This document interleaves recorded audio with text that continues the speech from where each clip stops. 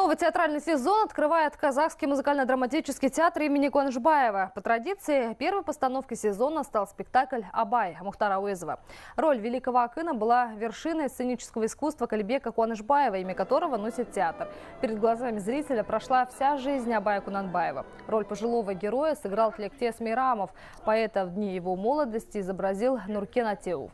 Новый театральный сезон обещает зрителям яркие впечатления от премьерных показов. А в ноябре оценить спектакль «Подвальное окно» смогут жители Жезказгана, где пройдет региональный фестиваль, посвященный творчеству заслуженного деятеля искусств Жаната Хаджиева. До конца года мы планируем поставить пьесу пьесы Серика Тургунбекова «Шамши». Это великий композитор Шамши Қалдаяқова. Надеюсь, наши зрители увидят начало декабря. И также мы до середины декабря выпускаем детскую сказку.